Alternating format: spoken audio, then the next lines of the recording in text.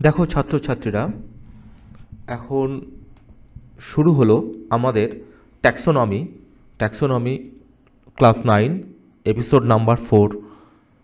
Class 9-এর taxonomy এই পার্টটা এখন শুরু হলো। ওকে,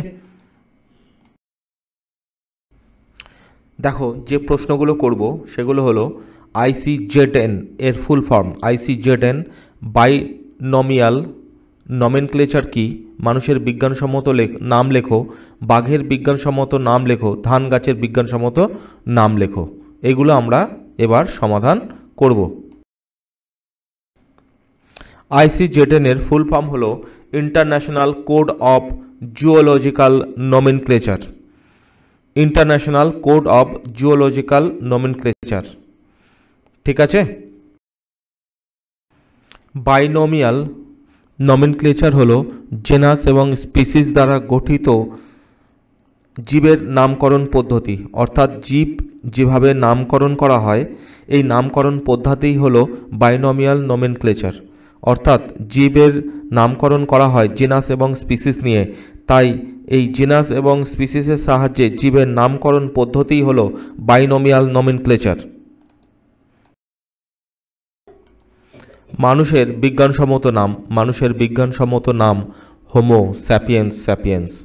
দেখো হোমো এইচ প্রথম অক্ষরটা বড়, তারপরে দেখো সবই ছোট অক্ষর এবং প্রত্যেকের কিন্তু পাশে ছাড়া ছাড়া, কেউ কিন্তু একসঙ্গে জুড়ে নেই। অর্থাৎ এই যে বিজ্ঞানসম্মত নাম লেখার কতগুলো নিয়ম আছে, সেই নিয়মের কিছু অংশ আমি বলে দিলাম। অর্থাৎ দেখবে প্রথম অক্ষরটা বড় হবে, তারপরে সব ছোট, কিন্তু ছোট হলে পাশাপাশি কিন্তু জুড়বে না, ঠিক আছে। মানুষের বিজ্ঞানসম্মত নাম হলো হোমো স্যাপিয়েন্স স্যাপিয়েন্স। দেখো বাঘের বিজ্ঞানসম্মত নাম হচ্ছে প্যানথেরা টাইগ্রিস। প্যানথেরা টাইগ্রিস হচ্ছে বাঘের বিজ্ঞানসম্মত নাম। ওকে, ধান গাছের বিজ্ঞানসম্মত নাম হলো ওরাইজা স্যাটাইভা। কি বললাম? ধান গাছের বিজ্ঞানসম্মত নাম হচ্ছে ওরাইজা স্যাটাইভা। দেখো ওটা বড় অক্ষরে, তারপরে সব ছোট অক্ষরে এবং সবগুলো কিন্তু ছাড়া ছাড়া।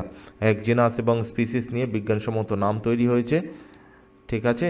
এটাই হচ্ছে বায়োনোমিয়াল নমেনক্লেচার, জেনাস এবং স্পিসিসের সাহায্যে জীবের নামকরণ পদ্ধতি। ধান গাছের বিজ্ঞানসম্মত নাম হলো ওরাইজা স্যাটাইভা। ওকে।